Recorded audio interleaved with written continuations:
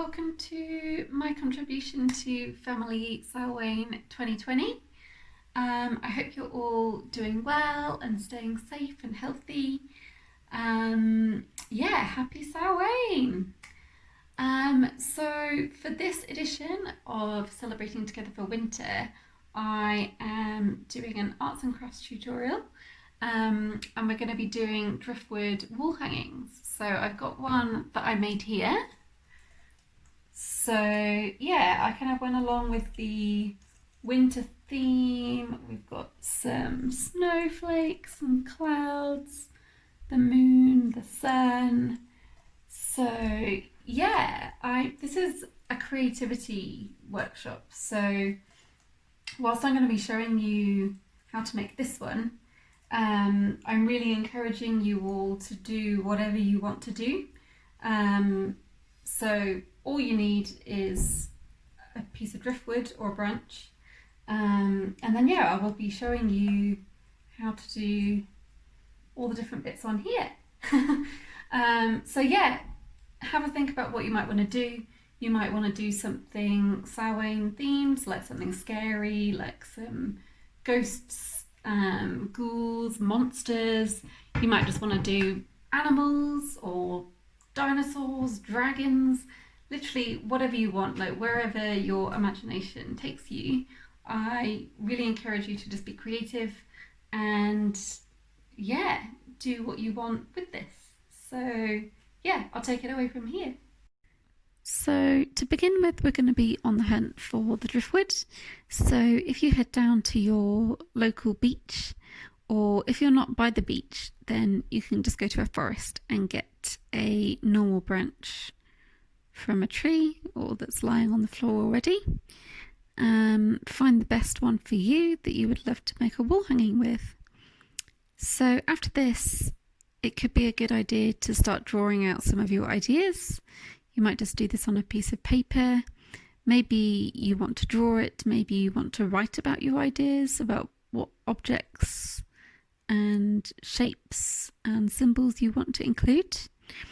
So here is all of my collaging papers. So in the past I have made lots of coloured papers with paints and pens, different materials, just to make different patterns that I can use to collage with.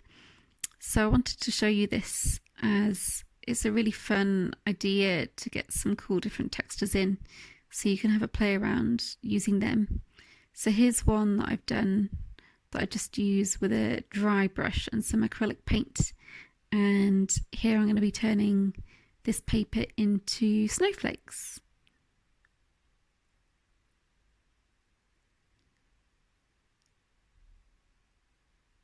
So I'm just making these snowflakes just very creatively, playing around, not really planning it, just cutting and seeing what happens. So I really recommend just trying stuff like this if you don't know what's going to happen. That's even more exciting, because you open it up and then it's a big surprise and you see what your snowflake looks like.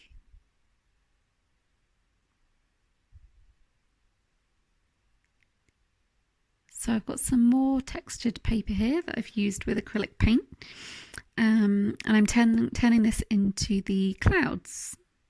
So I'm first of all just drawing them on the back, so it's a lot easier to see, and it won't ruin the front side as well. So just drawing them out and then getting ready to cut them.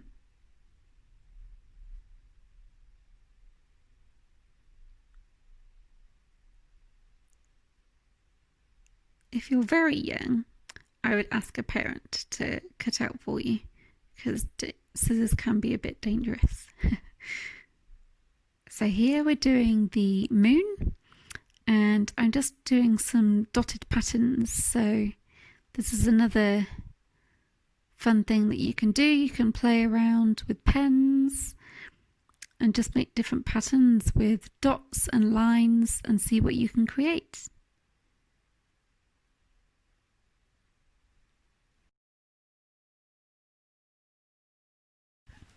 For the moon and for the sun, I used foam board in the middle to make it a bit thicker and 3D.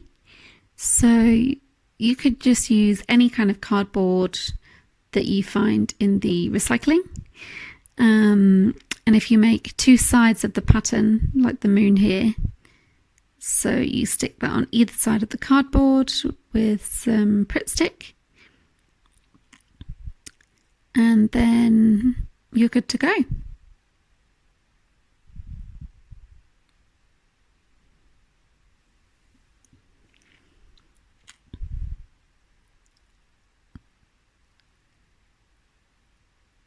Here I am doing the colour pattern for the sun.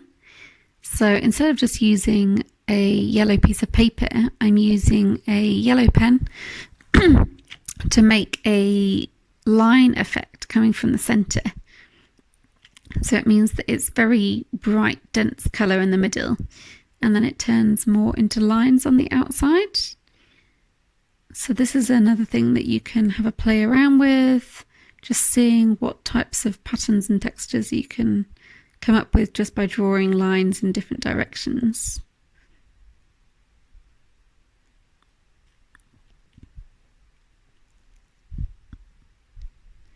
And here we've got some shiny card, which is one of my favourite shiny cards that I have.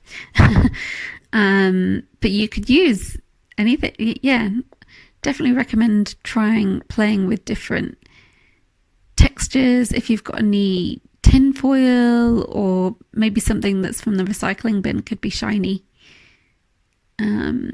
just to give your artworks a little bit of a extra shine.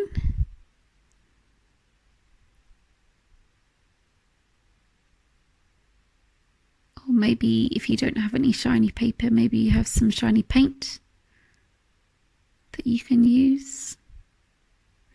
So here we are getting nearer to the end. We've made all the pieces now, so we're just laying them out on the floor to see where we're going to stick them all down on the string. So seeing what looks good, and you can keep changing and moving around until you find a composition that you're happy with.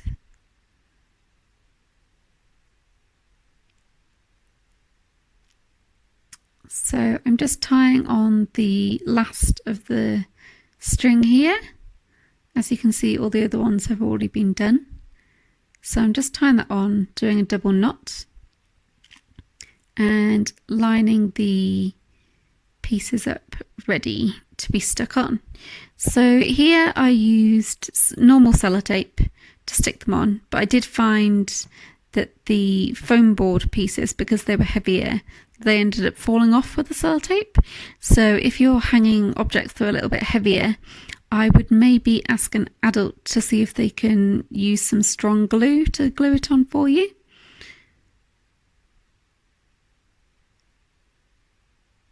And then here we go. So this is just the close-up of the pieces now that it's all finished, all stuck on. And yeah, I hope that this has given you plenty of ideas, and I'm excited to see what you make. Bye.